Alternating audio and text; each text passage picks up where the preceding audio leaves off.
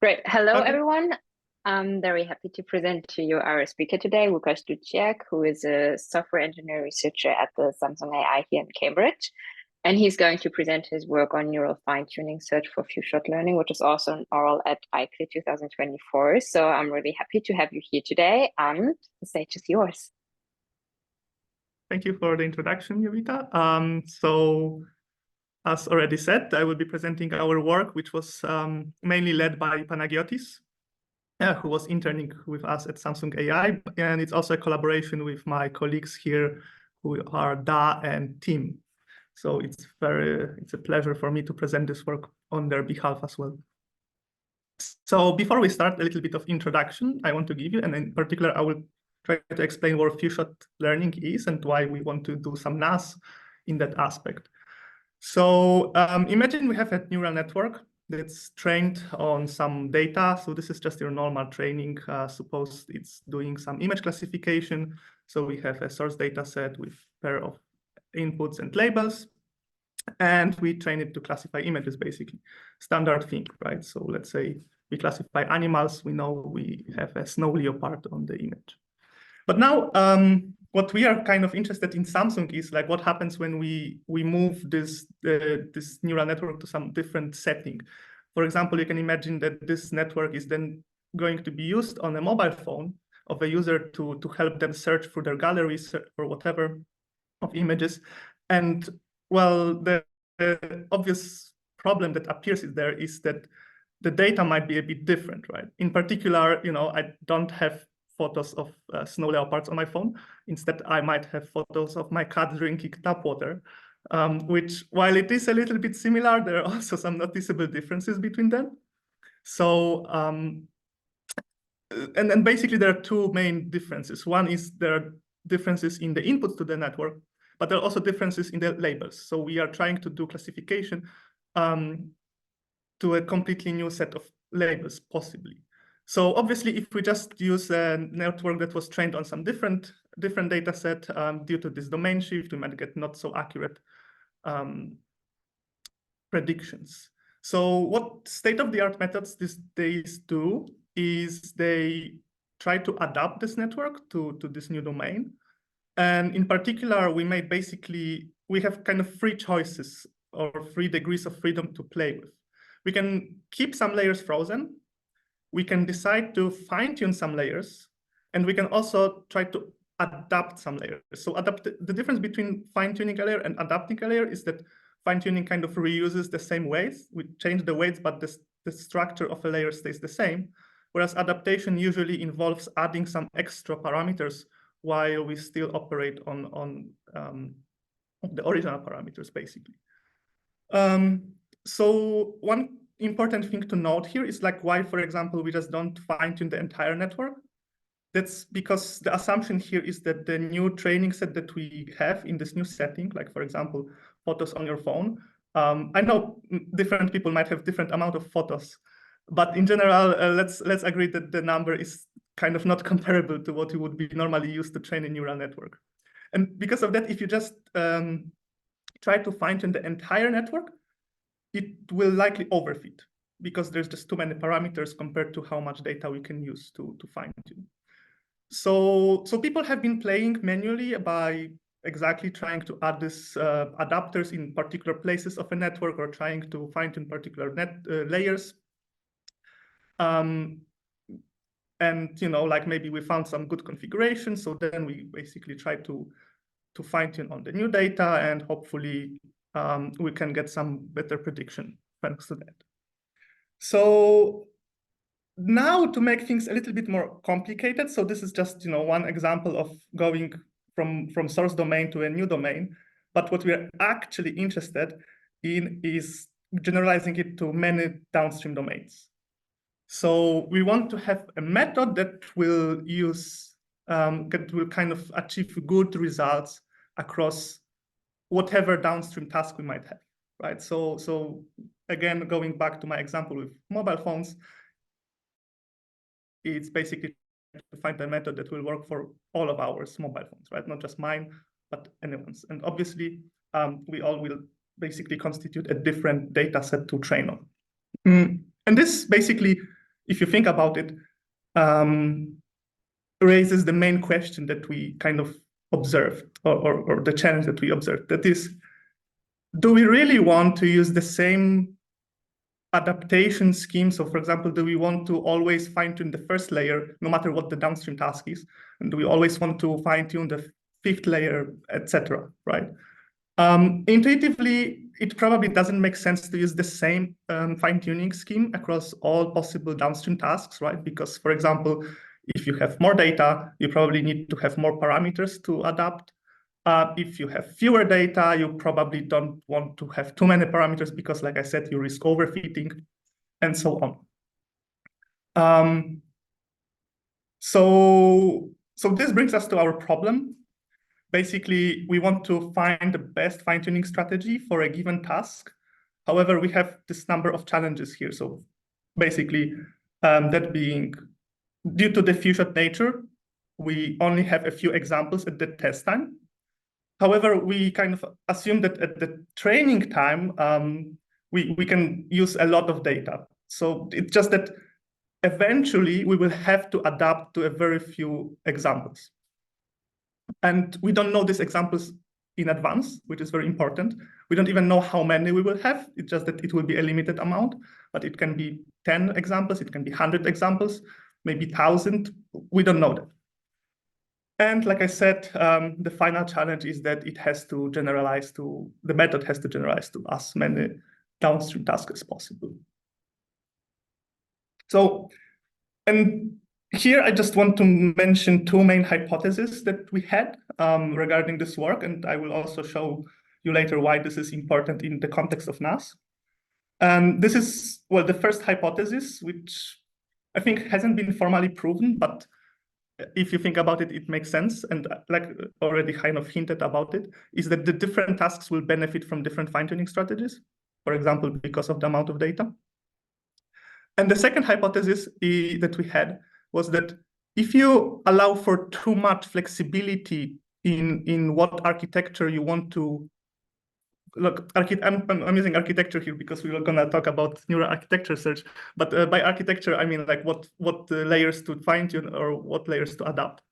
If we leave too much flexibility for that at the meta testing time, then we basically we risk overfitting. If that's not immediately clear now, I hope that it will become soon. So that's it. And now, so, oh yeah, right. One more important kind of implication from these two hypotheses. So if both of them are true, which is our claim in some sense, then it actually implies some conflicting objectives. Because the first hypothesis kind of tries to push us towards having more configurations to allow us to have better flexibility in adapting to specific tasks. But the second hypothesis tells us, oh, if you have too much flexibility, you will actually start overfitting. So both of them together kind of imply we have to find a sweet spot in this trade-off, basically. So how do we do that? So since, like I already said, we want to do some kind of NAS, maybe it's not a surprise that we will start by creating a super network, which, as I hope most of people here would know, is a kind of a structure that encapsulates all possible design points in your search space. So in our case, it's going to look roughly like that. So for each layer or block that we have here, you can see that basically we have a choice to either use the original weights, which is the blue box, or the choice to use the fine-tuned versions of this block, which is the purple block, and also have some residual adapter here. By the way, I should mention it. So this is based on an example of CNNs. We also have in our paper some set of results with VITs. For VITs, the high-level idea is the same. It's just that we use different adapters because, I mean, you could probably use also these residual ones, but basically the idea was we would use whatever state-of-the-art adapters are for different architectures. And this happens to be at the moment residual ones like those for CNN. And for VITs, it's adding some parameters to attention. basically. You can find the details in the paper if you're interested. Yes, so this is how our supernet works. We now have this looks like we now have this extra parameter p that we use to kind of denote what path through this super network we would take. And to give you some examples, like for following what I showed you before, for example, for the cat picture, we would have a path like that, which corresponds to what I showed you in the previous slide.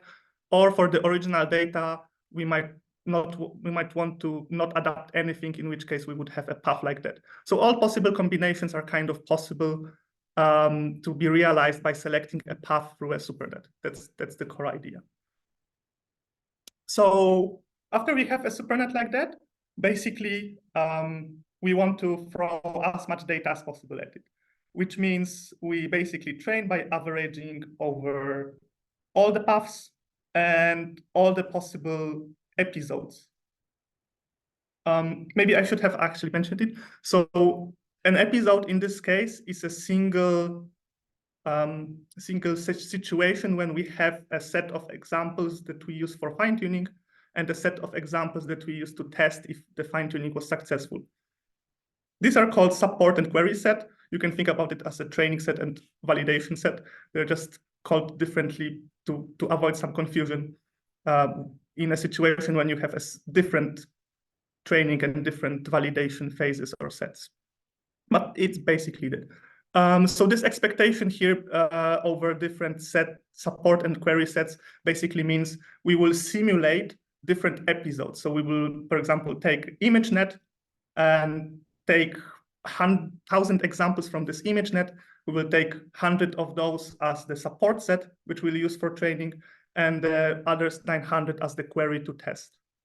And by taking a lot of episodes like that, we will basically try to make sure that whatever parameters we have in our super network should work as well, as good as possible across as many situations as possible on average. So that's the kind of first step that we do. After that, and this goes back a little bit to what I said about this conflicting objectives. So basically, one choice that we have at this point is we could basically say, okay, we stop now, and then we just wait until we have some data at the test time, and we just search for the best path for a given test time data set. But like I said, our hypothesis is that if you have too many options available at the test time, you risk overfitting. So what we do is we introduce this concept, okay, well, let's try to narrow down our selection before we actually consider a particular test time data set by trying to basically only limit our choices to a set of architectures that are robust to overfitting. Like basically, we want to make sure that we limit the risk of overfitting. So this is specifically done with these beautiful equations here. So one notable change is the expectation over paths that we used during supernet training is now replaced with just selecting the best path.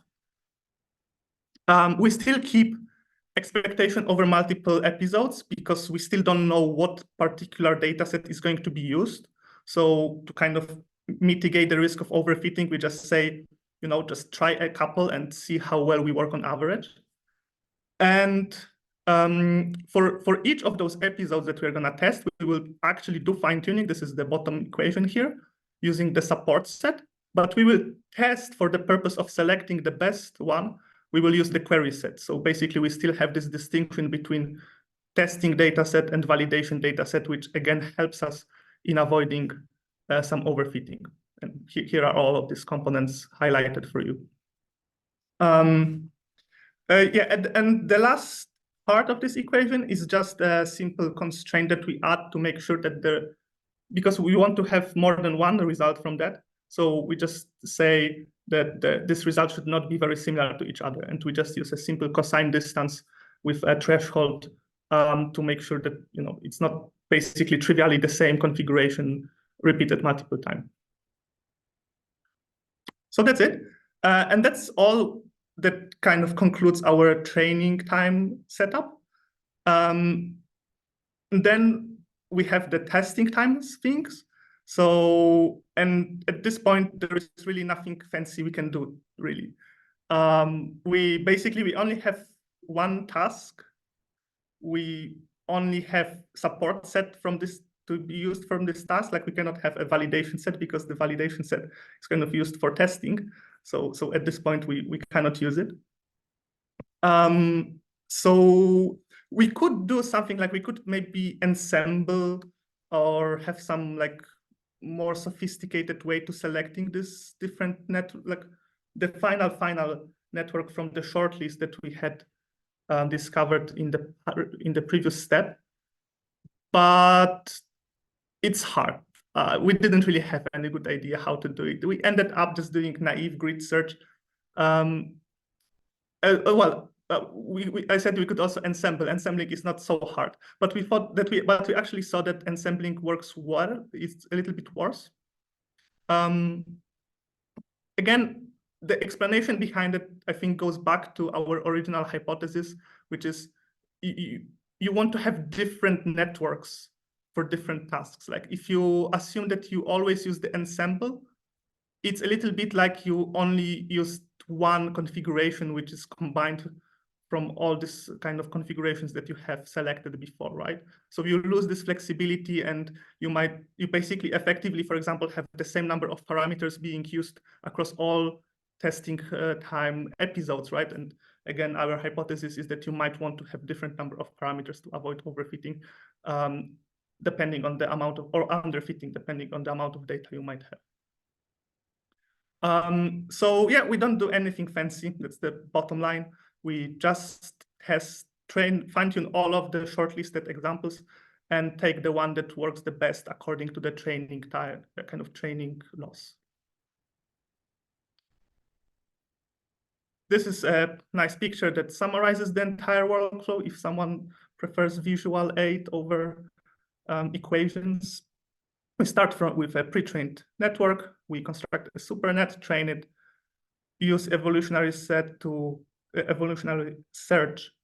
shortlist a number of architectures. And then at test time, we're given a support set, which we use to select one of the shortlisted examples that is later evaluated on the query set. That's a very brief summary. Are there any questions about this part?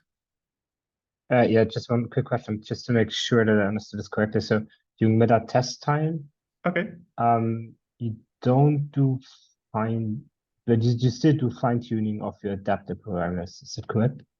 But you just pick the architecture essentially. Yes. Okay. Okay, gotcha. Yes. Yes. So both pink and orange boxes here are going to be updated, and they are being updated pretty much at every single step that you see here, with slightly different objectives. At the very end, during meta testing, we do fine-tuning based on the support set, which is the very final fine-tuning that we do. And then this is tested on the query set. And during your evolutionary search, do you do any fine-tuning Yes. there? Or you just use this traits? Okay. Yeah, so here, this refers, so evolutionary search solves this first equation here, and you can see that for scoring different networks, we use this alpha star and phi star, which are basically obtained from fine-tuning on the support set. Okay, gotcha. Yeah, okay, I see. Thanks. Okay. Yes, any other questions? Okay, so let's move to results. First, let's test the hypothesis that I told you. So the first hypothesis was that different tasks would benefit from different fine-tuning strategies, so paths in our supernet. And here the experiments we did to support it is basically we took the 3 best performing paths that we discovered with our new evolutionary search, and we tested them across different tasks, the selected 5 tasks from meta album. We didn't do across all tasks because it's just too much work. like too much compute. We thought, okay, 5 should be enough, hopefully. And here, each number basically means how good a particular architecture was when fine-tuning for the data set. And you can see that usually you can see a difference of roughly 1 point something percentage points between different paths. And it's not like the same path is the best all of the time, which was the main argument that we were trying to make. And additionally, what we also try to show here is how often this path was selected by our final selection during the meta test time. So I said that we don't really do anything fancy during meta test. We just basically fine-tune a path and greedily select the best one that we see. So here, more green a certain path is, it means it was selected more often across different episodes that we tried at meta test time. So again, like what we were happy to see is that most of the time our selection follows, but it's not perfect. You can see that sometimes suboptimal paths were also selected. However, you know, kind of on average, it works okay, right? So there is a strong bias towards selecting the best path. Interestingly, sometimes when the mistake is made, it's a kind of like very huge mistake, right? So for example, in this middle row, most of the time we select the best path, right? But then the second best is almost never selected, and the worst one is sometimes selected. So, you know, like nothing is perfect. There's always probably room for improvement and everything, but overall, it's pretty good result, and I think it supports our hypothesis. So another hypothesis we had was that if we have too much choice at the test time, we will start overfitting. So here to validate this, what we did, we started increasing the number of architectures that we pre-select at the training time. And so basically we leave more options for the final selection. And you can see that, and keep in mind that at the test time, what we do is we just optimize for the support set performance. And as expectedly, as we increase number of options, we see that we can actually approach almost perfect performance on the support set, because that's what we optimize at the test time. But it doesn't mean that we will do better on the query set, basically. So it first improves a little bit, but then degrades, and the correlation between support and query performance also basically deteriorates as we include more and more options. So this also, I hope, supports our hypothesis that you don't want to have too much choices, at least if you select a final architecture like we do, which is a greedy selection. So yeah, you don't want to do that, and keeping a limited amount of networks is generally a better choice. Here also, I might want to clarify a little bit what's the difference between this 30 and 600 episodes. So basically, this is done on metadata set, which is a standard benchmark for few-shot learning. And the agreed protocol is to test by simulating 600 episodes. So each episode, like I said, is just one pair of support and query set sampled from whatever data set and with how many examples happen to be. However, the point is like doing the entire agreed evaluation of averaging across 600 episodes is just very time consuming. So because we need to train all of the N networks in each of the episodes, the amount of work basically that we had to do in terms of compute rises quite fast. So we couldn't do this kind of ablations with N equals to 100, for example, with all 600 episodes. So we limited ourselves only to 30. So it's not perfect in the sense that it kind of deviates from the agreed protocol, but it was just the only kind of feasible thing we could try. But we do run 600 episodes for the limited amount of N. And actually we can see that the differences are magnified. So especially the difference between N1 and N3. So which kind of also goes back to the first hypothesis we had, which is like you can overfit on one hand, which is the N100, but you can also underfit if you just have one architecture. And the more episodes you consider, this underfitting will also become more visible, basically. So that's all when it comes to the hypothesis that we had.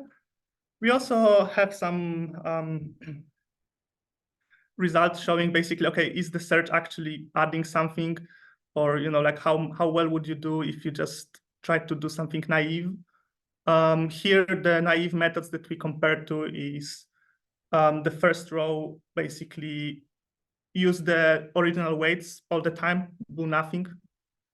Second row, use the original weight, but adapt all of the layers all the time. Next row, fine-tune the entire model all of the time. And the last row, fine-tune and adapt all of the layers all of the time, basically. And well, you can see that basically doing the naive things is not the best choice. I hope this is really, clear to everyone. That's usually the case, right? And also we show basically what you get. So here NFTS N is actually NFTS free. So the option with free choices that we left at meta test time. And so we also see some improvement that we get from not having just one option. And in particular, maybe that's interesting. So SD stands for single domain and MD stands for multi-domain. Single domain is where during the meta training time, we only see one data set. So let's say we only use ImageNet to do all this fancy pre-training, SuperNet training, then evolutionary search, etc. So the amount of data is kind of limited. Whereas multi-domain is, we actually have 8, if I remember correctly, different data sets that we use at the meta testing time. And then meta training time, and meta testing time just uses the rest, which is maybe 6 or something. So including this, so increasing the N to 3 from 1 seems to be more important if we have just one single domain, suggesting that the limited amount of data can be kind of mitigated by having more architectures deferred to the testing time.